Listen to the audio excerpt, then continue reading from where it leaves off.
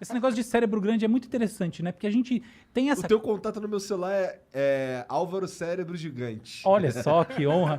Então, sabe o que isso quer dizer? Que eu sou antigo. Olha que coisa louca. A gente está acostumado a pensar assim, né? O futuro da humanidade, né? Aquela coisa, puta, vamos viajar, colocar nossa imaginação futurística a serviço aí da nossa projeção do que vai ser a espécie humana. Aí você imagina aquele ser humano magrinho, Meu careca, pai falava isso direto com um pra mim. mega cabeção, não é isso? Aham. Por que tem um mega cabeção? Cérebro grande. Agora, olha que coisa que quase ninguém sabe. O cérebro humano, ele na verdade vem encolhendo e não aumentando. Caralho. Sim, há 3 mil anos atrás, existe uma tendência hoje em dia né, na área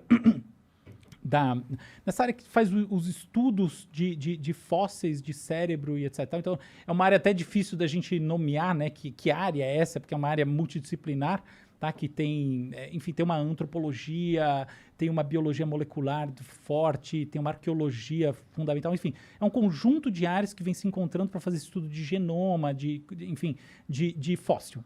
E esses estudos já basicamente mostraram, tá? É incontroverso, que o cérebro era maior na média 3 mil anos atrás. Caralho. Mas não é meio... Não é esquisito isso? Porque, a princípio, quanto mais cérebro, mais inteligente. Então, exatamente. Exato. Então a gente tá pra mim ficando faz mais sentido. burro. Então a gente tá ficando mais burro, é isso? Olha Caralho. só, não, a gente não está ficando mais burro. A gente está ficando mais dependente do nosso cérebro ampliado. Que é as Porque tecnologias. assim, ó, as tecnologias, isso. Mas a gente tem que entender tecnologia no sentido amplo, aí é isso mesmo. Olha só, há mais ou menos, um pouco mais de 5 mil anos, a gente começou, né, como espécie, o desenvolvimento da escrita. O que a escrita faz, entre outras coisas?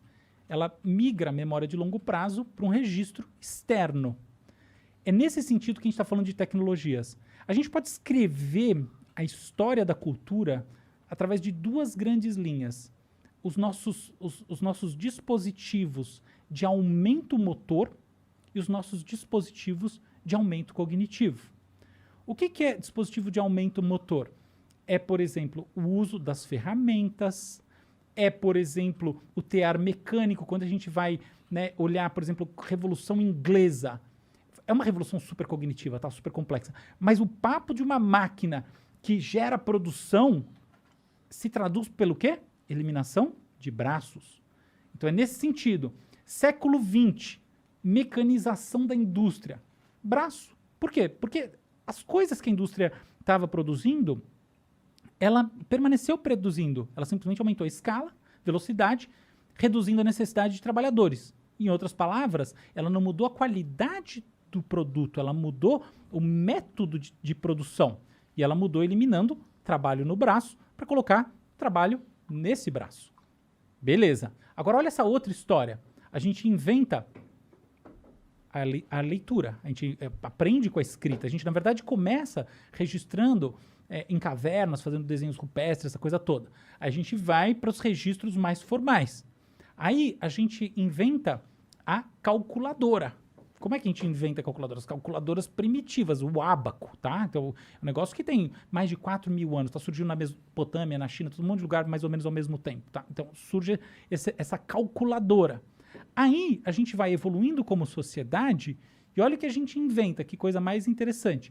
A gente inventa registros que permitem você conversar com pessoas que estão falando outras línguas, ou seja, a gente inventa a tradução, a gente inventa as correlações entre o que uma pessoa fala aqui, outra pessoa fala tal, e a gente começa a ampliar a nossa escala de entendimento. É assim que, por exemplo, o comércio dependeu fortemente, né, foi dependente num determinado momento dessa habilidade de ter uma comunicação comum.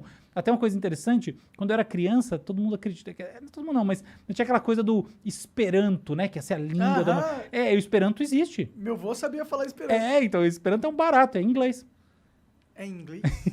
Não é, tipo, É, qual é a língua universal? É foi- inglês. Ah, tá, realmente. Então, esperando em inglês. É. Então, não funciona muito você planejar e falar vai ser desse jeito. Só as coisas funcionam desse jeito. Não é. O córtex pré-frontal, é a sociedade se auto-organizando. Mas ok, tava lá. Então, essa coisa da gente aprendeu, né, os mercadores, a ter formas de se comunicar que tem uma certa universalidade, saindo da lógica de nicho, entrando em lógicas que são realmente de fusão social. A gente vai evoluindo. Quando a gente olha, por exemplo, pensa bem, ó, então aqui tá a máquina a vapor, aqui a gente tem a mecanização da indústria e tal. Nos anos 60, 70, sobretudo, o que a gente tem?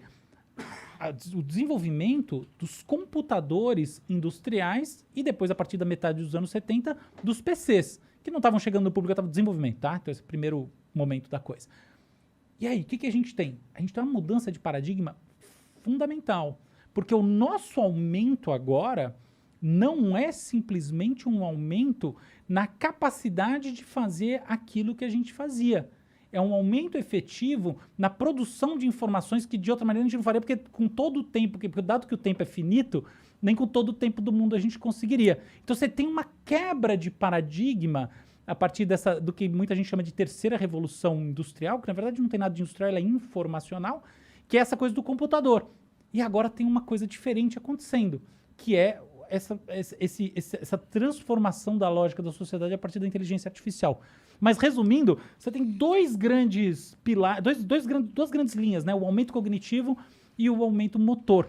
E É assim como que se a coisa agora vai. o meu cérebro tivesse migrado para as tecnologias. Isso. Então, há 3.000 anos atrás, como você tinha menos essas coisas, era mais necessário Então, você era maior. você exatamente se armazenar. Tem uma coisa engraçada que assim, Aristóteles, ele tinha uma preocupação